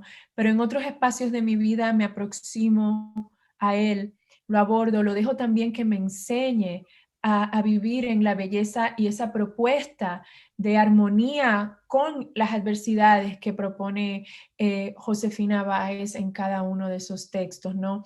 Yo veo los textos de Josefina como textos sanadores y ahí no miento cuando digo esto. Ese pasar de página que yo le explicaba a ustedes en la página 5 y 6, ese acto simbólico que en el momento en que hacemos esto, estamos diciendo, oye, tengo que pasar página, esta mujer pudo pasar página cuando estaba buscando la medicina, cuando estaba buscando la sangre, cuando no tenía lo suficiente medio, cuando tenía que coger una guagua. Si esa mujer puede pasar página, ¿por qué yo no puedo pasar página en las adversidades que tengo hoy? Y aquí es como, ¿sabe? Uno a veces, yo sé, ¿sabe? Cuando uno se dedica a esto, a esto de ser crítico literario, crítico cultural, llega un momento en que los libros dejan de tener ese impacto humano en uno, porque uno lo ve como trabajo. La obra de Josefina no me deja hacer eso a mí, no me permite. Es difícil para mí desligar trabajo y también mi propia sanación personal dentro de este trabajo que también te puede crear todos esos conflictos de lo que hablaba Jennifer, históricos, en un trabajo en el que nosotras como mujeres caribeñas, dominicanas, nos cuesta situarnos, ¿no? Entonces, yo no sé si respondí de por sí la pregunta, pero es que es la base, ¿no? del trabajo Josefina. Respondí, pasó a la música. Sí, la pregunta de Jensen. Jensen, papá, siempre tirándome a la música, gracias. Sí, Jensen, la pregunta era impresión sobre la música popular dentro del texto, ¿no? ¿Era esa la pregunta, Esther? Sí, ¿cuál fue tu impresión sobre las confluencias que existen entre la música popular y Carmen? Exacto. Mi impresión me llevó a la música de los 70 y los 80. Muchísimas gracias, Josefina, y muchísimas gracias, Jensen, por eso. Claro, yo estoy justamente en este momento editando capítulos en lo que de mi libro, en lo que estoy trabajando, pues la música de los 80, la música de parte del principio, la música de también los 70, y ya yéndome un poquito más adelante, ya estoy con el reggaetón en otras partes y el hip hop, ¿no? Entonces, para mí, ¿sabes? La manera en cómo yo veo la música, cómo funciona. Mira, él decía, cuando citaba a Valerio Holguín, él decía que es inevitable no definirnos en claves musicales en el Caribe, ¿no? Porque la música es parte esencial de lo que somos. Y eso es algo que se ha venido trabajando, lo trabajó ya Pedro Enrique Ureña hace mucho tiempo, lo trabajó Alejo Carpentier, un montón de críticos caribeños, Fernando Ortiz, habló de la música, han hablado de la importancia de la música en cómo nos definimos. Entonces, lo que yo hago en mi labor como lectora y como crítico es mirar cómo la música popular, en este caso, entra a los textos y cuál es la labor de esa música popular en estos textos? ¿Por qué está allí? ¿Está allí solo para estar de fondo o hay una función en que esa música esté?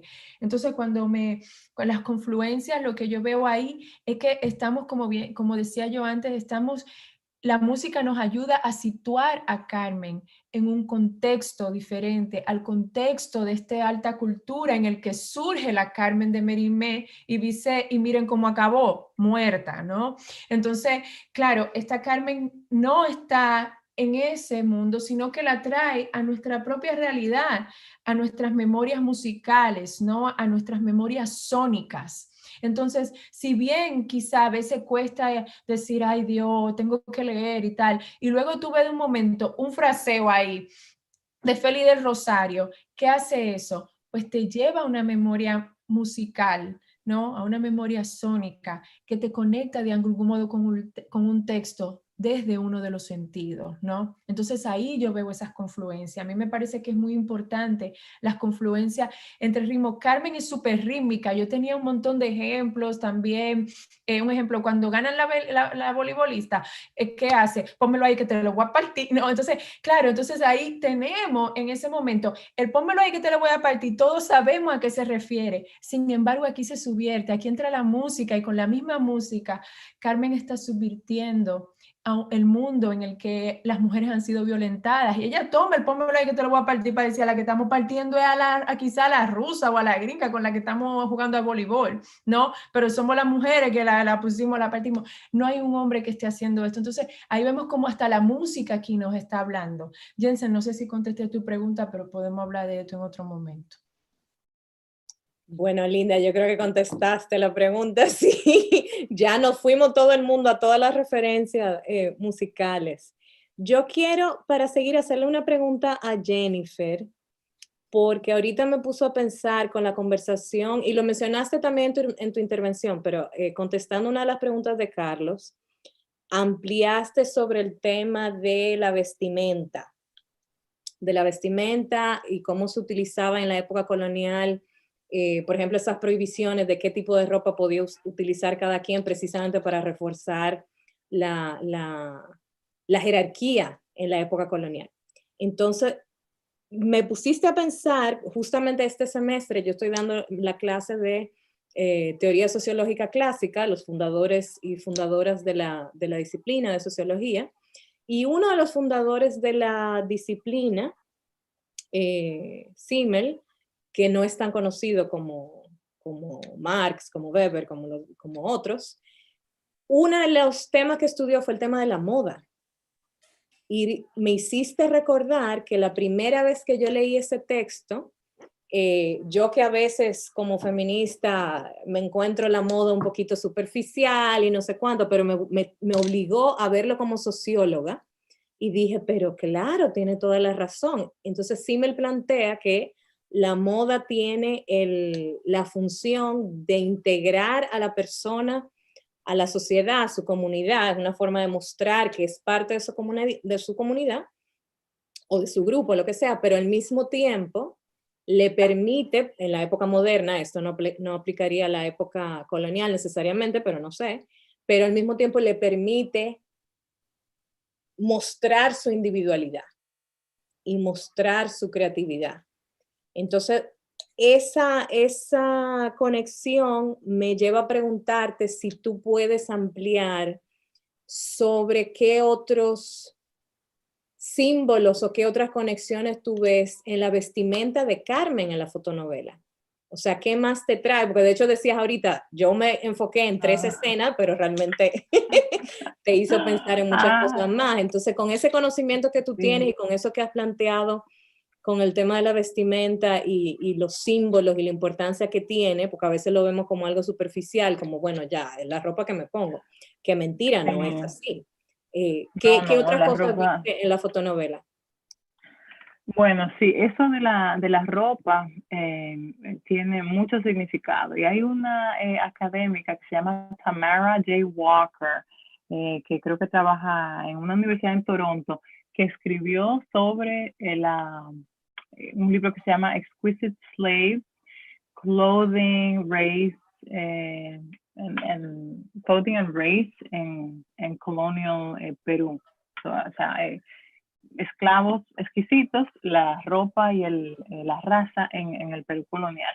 Y trata sobre eso mismo que hemos estado hablando, que me encantaría que algún investigador hiciera lo mismo para Santo Domingo, que hurgara en todos esos archivos a ver qué datos sacaría sobre la forma en que la gente usaba la ropa para salirse de las casillas donde estaban metidos.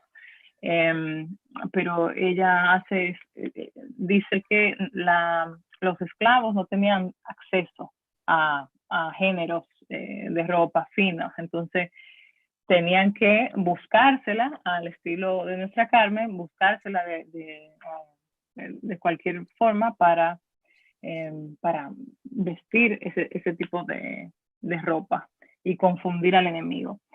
Entonces, en Carmen, más allá, bueno, de la escena que saqué, en la que ella usa todo ese tipo, saca todo ese tipo, yo traté como de mirar qué tipo de telas era, para saber si podía hacer compararlas con la cita, a ver qué tipo de tela era, pero no pude ir más allá. Lo que sí todo esto de la ropa y todo esto de lo que uno se pone, de lo que uno usa, es una forma de autorrepresentarse. Todo eso son formas que uno no tiene para presentarse a un público, ¿no? Y me causó mucha, no para salir del tema de la ropa, pero me causó mucha curiosidad que una de las formas de hoy en día que usamos para representarnos es a través de los medios sociales, a través del teléfono. Y Carmen no coge el teléfono. Yo busqué, me puse a ver en qué página iba a ver que ella cogiera el teléfono o cogiera, no el teléfono así, sino el teléfono así, o sea, para subir una foto, para ponerse, y no existe eso, esa forma de representarse digitalmente. Y ahora hay Legacy Russell está teorizando sobre el feminismo glitch, que es mujeres negras, afroamericanas, de la diáspora africana, cómo se representan de una forma nueva a través de los medios sociales, a través de esas personalidades virtuales que creamos, ¿no? En el Instagram, o en la forma en que nos comunicamos también, con ese juego entre el texto y la imagen, que crean una persona nueva. Y entonces me gustaría ver, si leemos a Carmen desde este lente digital, ¿qué podríamos decir de este personaje que no interviene en eso? O sea, para ella el mar es el mar, por lo menos en esta entrega. Quién sabe lo que vaya a suceder después, pero en esta entrega está presente en su presencia, valga la redundancia, no virtual, sino en su presencia física y única. Entonces, no sabía pensar si eso fue como a propósito, que se desconectó o que nunca estaba conectada a otras cosas, pero me pareció interesante cuando estaba pensando en el tema de la representación, de la autorrepresentación, porque toda la novela para mí es un ejercicio de autorrepresentación de Carmen. Y yo estaba buscando las formas en que y las cosas materiales que ella usaba como medios para hacer eso. Ya. Sí, Carmen tiene el teléfono, pero lo tiene en el pantalón. Pero eso que tú estás diciendo, que yo no lo había pensado tampoco, no había hecho esa conexión, te muestra que aunque ella está conectada, o sea, sí tiene su teléfono, esa no es vamos a decir, la realidad que privilegia. O sea, la realidad que privilegia, y lo han planteado las dos, tanto tú como Sharina, es la de estar presente en el momento en el que está y en el sitio en el que está. Cuando está en el malecón, está en el malecón. Cuando está con el padrino, está con el padrino. Cuando está con la tía, está con la tía. Entonces, pero no lo había pensado así como lo estás planteando. Bueno, ahora mismo no tenemos más preguntas. Sí Sharina, tú tienes un comentario. ¿Puedo añadirle algo a eso? Sí, claro. Yo creía, cuando tú hablabas de eso, yo pensaba, tú sabes que cuando la gente está conectada en el teléfono es porque no tiene otra cosa que hacer.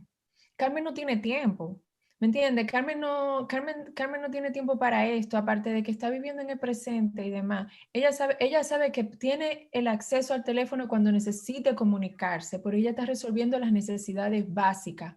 No hay tiempo para estar en el ocio, vagueando en el teléfono, cuando aparte de todo tiene todo esto otro.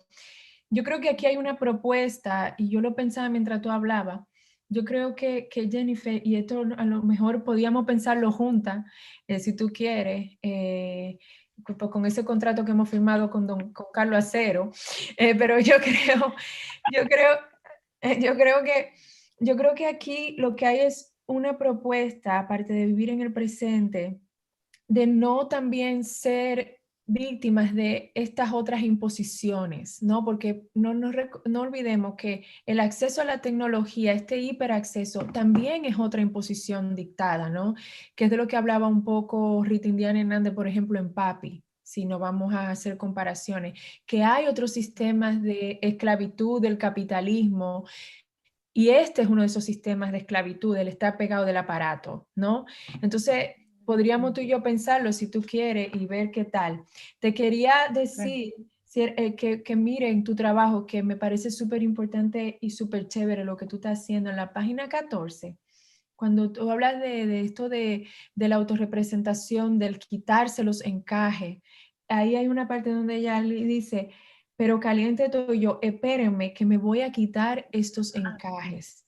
Y en ese momento se remueve todo esto y ella queda libre por completo. Y aquí vemos como hay una libertad de ser. Y luego ella aparece con la blusita corta, que también va un poco con lo que hablabas tú de la mulata presuntuosa, ¿no? Entonces yo creo que aquí hay muchísimas buenas conexiones en esta lectura quizás de colonial que tú estás haciendo, ¿no? De colonial, subversiva, llámese como lo quieras llamar, pero yo creo que la página 14 ahí te sirve mucho para eso. Sí, gracias, la voy a apuntar para el contrato. Bueno, de verdad que han salido muchísimas ideas hoy y nos tienen pensando a todo el mundo. O sea, vuelvo y les digo, tenemos, además de los comentarios que la gente ha ido poniendo en YouTube, gente escribiéndonos, gente preguntando, de verdad que ha sido maravilloso. Yo quiero agradecerle a las dos por esas presentaciones fantásticas, por lo mucho que nos han puesto a pensar, por las conexiones que nos han puesto a hacer. Y de hecho hay conexiones con las conversaciones anteriores, pero que con esta conversación las hemos profundizado mucho más. Así que aunque no van a escuchar los aplausos de las demás personas, yo sé que, que está todo el mundo aplaudiendo y fascinado, de verdad. Muchísimas gracias por todo eso.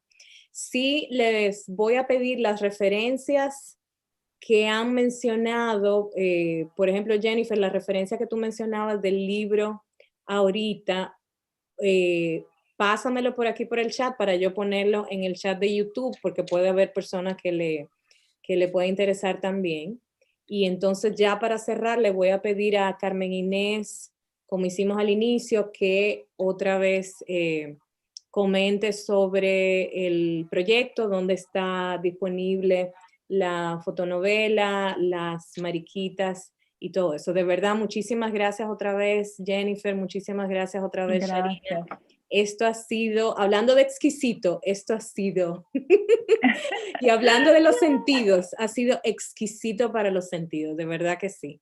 Ustedes han entrado a capas y capas y capas de la fotonovela que incluso la gente que trabajamos en el proyecto estamos haciendo esas conexiones más claras y nos encanta la conversación que acabamos de tener. Estoy chequeando a ver si hay alguna otra pregunta o hay algún otro comentario. Bueno, Josefina Baez dice, a propósito del comentario de Sharina, indeed, Carmen no es officialless. O sea, no es que Carmen no tiene oficio. Exacto. En Dominicanish. Así que muchísimas gracias otra vez. Gracias a ustedes.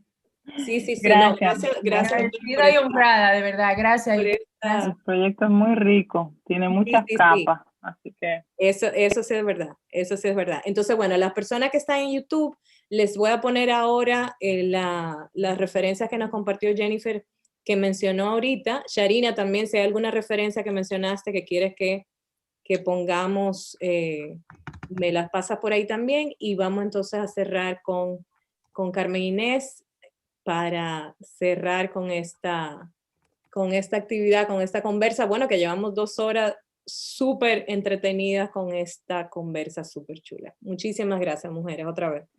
A ustedes.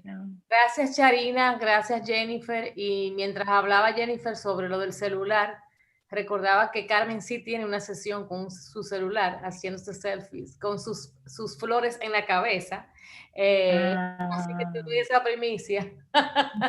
Mira tú. Siempre con su belleza. Y bueno, sí, muy interesante porque ustedes le dan mucha lectura a todas esas imágenes de Carmen y esos diálogos, y eso es lo que Carmen tiene, que diferentes capas, depende de dónde tú te quieras quedar o hasta dónde tú quieras llegar. En el chat le puse, hablando de dónde pueden adquirir la fotonovela, en el chat le dejé por escrito, y aquí le menciono de nuevo, están en el Centro de la Imagen, en el Centro León de Santiago, en Librería Mamey, en Librería Cuesta y en Farmacia Dinora en La Romana. Pueden escribirnos al eventevisual@gmail.com y pueden directamente pedir las nuevas ediciones de Mariquita y las casas que le mencioné anteriormente, que están hermosísimas. Otra cosa que olvidé comentar al principio, están en Amazon y la fotonovela está en inglés y está en español. O sea, que pueden pedirla directamente por Amazon también. Tanto física como la pueden pedir física vía correo aquí en República Dominicana, o las personas que vean este video, este YouTube en otros países, pues la pueden pedir por Amazon. Muchísimas gracias. Muchísimas gracias, Carmen Inés. Muchísimas gracias a Carlos Acero del Centro de la Imagen. Muchísimas gracias nuevamente a Sharina Mayo Pozo y a Jennifer Báez. Y muchísimas gracias a ustedes por acompañarnos. Y rieguen la voz para que las personas que no pudieron estar hoy puedan ver el video después y continuar también esta conversación. Muy buenas noches a todo el mundo. Gracias otra vez.